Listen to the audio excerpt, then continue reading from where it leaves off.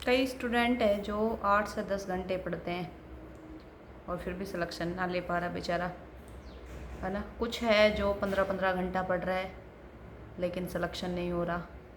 आजकल RPSC assistant professor के result निकाल रही है, उसमें जिस हिसाब से कट ऑफ जा रही है आप लोगों ने देखा ही होगा कि कितनी खतरनाक कट ऑफ जा रही है ना।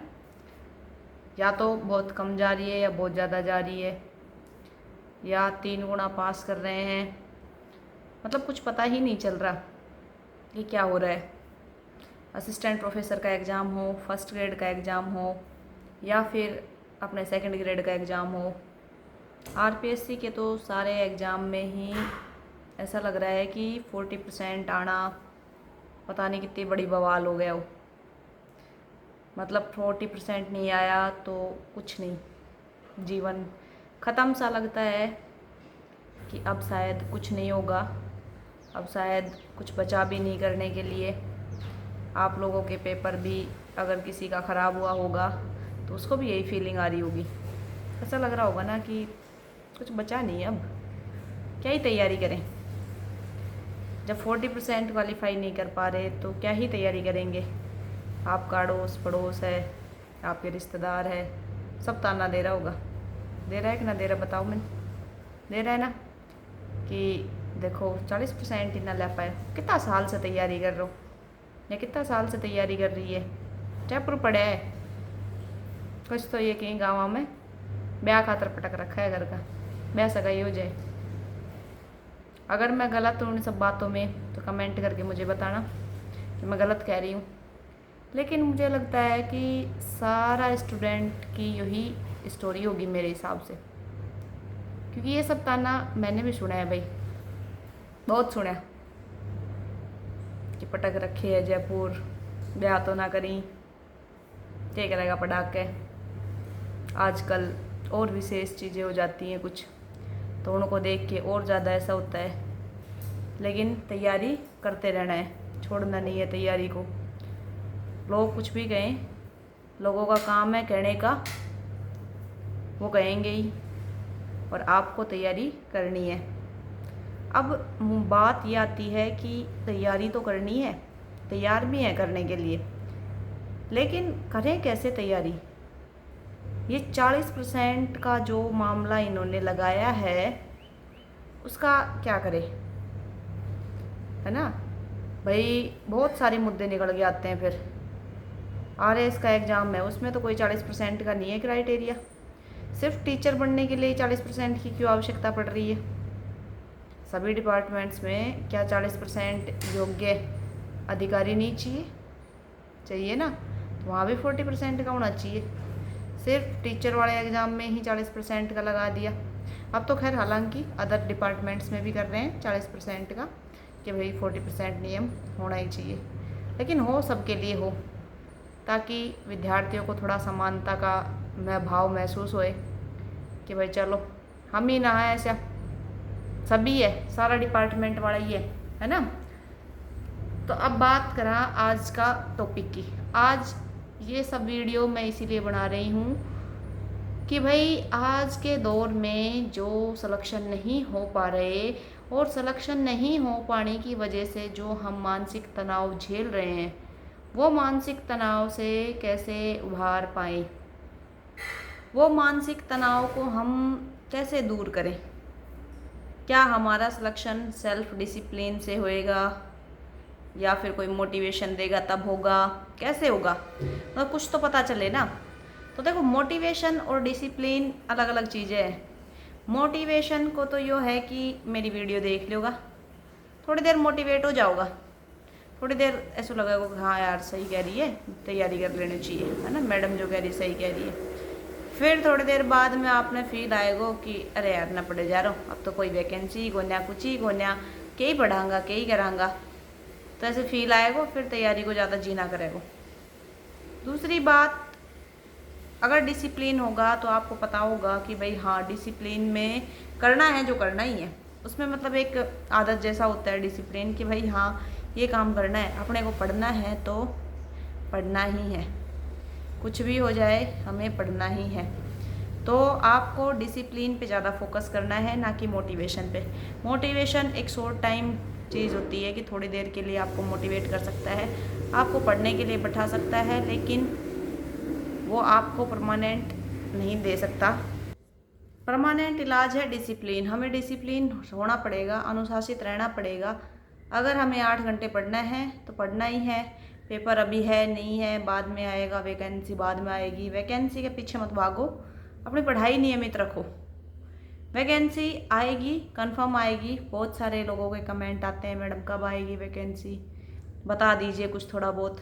तो देखिए वैकेंसी ज़रूर आएगी, 100% आएगी वैकेंसी। अभी नहीं, थोड़े दिन बाद आएगी। अभी फ़िलहाल किसी को नहीं पता कब आएगी। कोई भी टीचर आपको ऐसा कहता हुआ मिल जाए कि भाई हाँ मैं बता दूँ फला तारीख में ये को नोटिफिकेशन आएगा, ऐसा नहीं होता, ठीक है। क्योंकि ये संस्थाओं के काम है, वो अपने हिसाब से कर लेंगे। हमें क्या करना है, हमें अपनी तैयारी करनी है। जो कि भी तैयारी कर रहा हो, 3rd ग्रेड, 1st ग्रेड और 2nd ग्रेड, EORO, रीट या फिर CET या फिर RSSB का कोई भी एग्जाम, पटवारी, वीडियो, जिसकी भी कर रहे हो, सोच लिया आपने तैयारी करनी है। बुक्स ले आइए, सिलेबस ले आइए, सिलेबस को कॉपी में लिख लीजिए, प्रिंट आउट निकलवा लो, पन्ना चिपका लो, याद कर लो। पहला काम तो यही है, सिलेबस ही याद कर लो। आप ये गलती कर दें सिलेबस ही याद ना करा, लेकिन अपन ये करना है सिलेबस याद करना है। मैं मेरा एग्जाम्पल दूँ तो मैं जितना भी एग्जाम की तैयारी करी तो मैं सबसे पहले यही काम करा करती, पहले सिलेबस याद करा करती। देखो सिलेबस याद होगो तो आधी चीज़ थाने वैसे ही याद हो जाए, ठीक है। तो कोशिश करो सिलेबस ने 1-2 दिन में याद कर लो अच्छा से लिख लिख के। तो सिलेबस याद होने से अपने को फ़ायदा रहता है कि अपने क्या पढ़ना है क्या छोड़ना है, ठीक। बार बार देखने की आवश्यकता नहीं है। दूसरी बात, सिलेबस याद हो गया, बुक्स ले आए, अब बाट ना देखनी क्या कि थान कोई आएगो पढ़ाएगो, छोटा टाबर को ना पा क्या अपन कोई कहे कि हाय रे बैठ बेटा पढ़ ले, कोई ना कहे। आज का दौर में ऐसा दौर है कि कोई ना चाहो कोई नौकरी लागे, दूसरा व्यक्ति क्यों जाएगा, दूसरा व्यक्ति सोचेगा ना कि यार कंपटीशन थोड़ा कम है। कॉमन सेंस की बात है।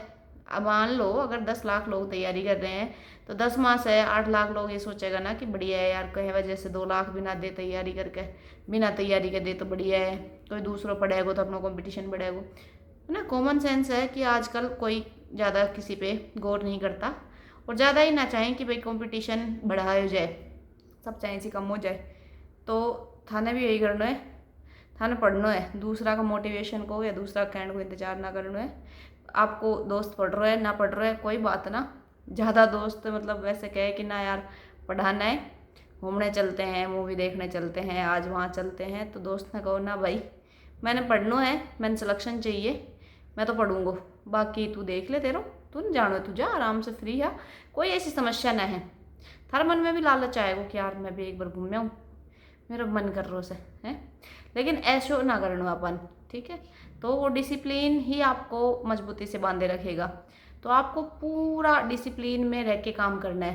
देखो डिसिप्लिन से बहुत सारी चीज़ बदल सके, है ना। दुनिया में ऐसा ऐसा लोग वैसे जो बहुत डिसिप्लिन रहे, ब्रूस ली को नाम सुने होगे ना, वो इतना अनुशासित पर्सन था कि उनको जीवन को मतलब मार्शल आर्ट में उनसे बड़ा कोई व्यक्ति ना हुई होगा, है ना।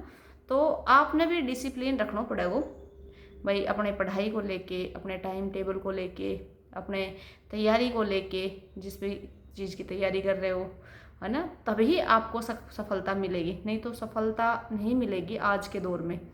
आज का दौर कंपटीशन का बड़ा ही भयंकर दौर है, और कंपटीशन के साथ साथ लोग स्मार्ट हो रहे हैं, लोगों को पता है कि किस तरीके से तैयारी करनी चाहिए, किस तरीके से दूसरों को मैनिपुलेट करना चाहिए, और किस तरीके से इस भीड़ को छांट कर आगे बढ़ना चाहिए। आपको अगर ये स्किल नहीं आती तो आप भी पिछड़ जाएंगे कहीं ना कहीं। तो पिछड़ना ना है भाई, आगे बढ़ना है, तैयारी कंटिन्यूटी रखनी है। तो तैयारी करता जाओ, जो भी समस्या हो कोई से पूछ लो भाई, खूब चैनल बना हुआ है वो देख लो।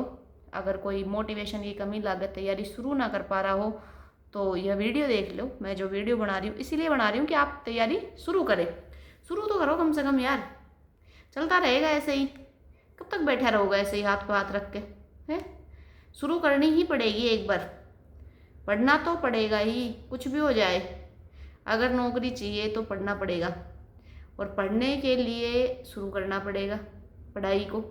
पढ़ाई शुरू करने के लिए मन से तुम्हें एकदम ऐसे होना पड़ेगा अनुशासित कि हाँ तैयारी अब करनी ही है, कुछ भी हो जाए 5 बजे उठना है तो उठना ही है। दिन में नहीं सोना तो नहीं सोना, सोना है तो सोना है। तो ये सब चीज़ों को ध्यान में रख के तैयारी करोगे तो आराम से सिलेक्शन होगा। ऐसा नहीं है कि सिलेक्शन नहीं होगा, क्यों नहीं होगा भाई। जब हम पूरे तरीके से ईमानदार रहेंगे अपनी तैयारी के प्रति तो सिलेक्शन क्यों नहीं होगा, ज़रूर होगा सिलेक्शन। तो तैयारी करते रहें, शुरू कर दो। जिसने भी शुरू नहीं करी है वो शुरू कर दें। कमेंट बॉक्स में स्टार्ट लिखें सभी लोग जो भी ये वीडियो देख रहे हैं। और वीडियो पसंद आ रही है तो वीडियो को लाइक करें, चैनल को सब्सक्राइब करें।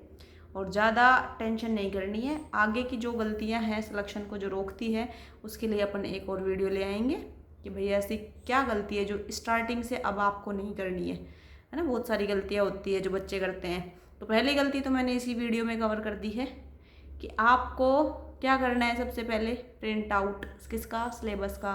सिलेबस को प्रिंट आउट नहीं निकलवा सकते, कहीं गांव में रहते हो तो कॉपी में लिख लो और उसको याद कर लो, अच्छे से लिख लिख के याद कर लो उसको। उसमें एक भी चीज़ ऐसी नहीं होनी चाहिए जो आपसे छूट जाए। 2 पन्ना को रहे लगभग 2-2.5 पन्ना को सिलेबस है, कोई बहुत बड़ो भी नहीं है। और सारा टॉपिक अच्छे से याद कर लो, ठीक है। तो सब मेरे को कल तक बताएंगे कि भाई आपने सिलेबस निकाला नहीं निकाला। जिस भी चीज़ की तैयारी कर रहे हो आप उसका नाम लिखेंगे। जैसे फर्स्ट ग्रेड की तैयारी कर रहे हैं तो आरपीएससी फर्स्ट ग्रेड और उसका सिलेबस डन है ना। सिलेबस डन है तो डन के लिए आप थम्स अप या डन लिख सकते हैं। याद हो जाए तो ही लिखना, ना याद हो तो मत लिखना, ठीक है। और याद करने की मनसा हो तो भी आप कमेंट लिख सकते हैं। तो देखते हैं कितनी इच्छा है आपके अंदर, है कि नहीं इच्छा। अगर इच्छा हो तो कमेंट करेंगे लोग, ठीक है। और जिसकी इच्छा नहीं है, जो कमेंट नहीं करेगा, वो मान लेना कि इच्छा नहीं है भाई तैयारी की, वो फिर टाइम पास कर रहे हो। वो अपना बोरिया बिस्तर बांध के अपना घर जा सके आराम से। फालतू में बाहर रह के घरवाला का पैसा वेस्ट करने की कोई आवश्यकता नहीं है भाई। अपना घर जाओ, घरवाला की मदद करो, घरवाला जो काम कर रहा है उनकी हेल्प करो, या फिर थोड़ा सा काम करके देखो कि पैसे कमाना कितना मुश्किल काम है। इतना ईजी नहीं है सब कुछ जितना लगता है आपको कि बहुत ईजी है, मिल जाएगा सब कुछ। सब कुछ नहीं मिलता है ऐसे ही, बहुत मेहनत करनी पड़ती है। पैसे कमाने के लिए भी बड़ी मेहनत की आवश्यकता है, तो आपको वैल्यू पता चलेगी। और जिस भी बच्चे की अगर मन में थोड़ी सी भी इच्छा है कि मैं तैयारी करूं, तो वो बच्चा लिखेगा कमेंट के अंदर कि सिलेबस डन। अपनी अपनी भर्ती का नाम लिखेंगे जिसकी तैयारी आप कर रहे हैं और उसका सिलेबस डन लिखेंगे, ठीक है। तो मिलते हैं अपन अगले वीडियो में, चलते हैं अभी के लिए। जय हिंद, जय भारत।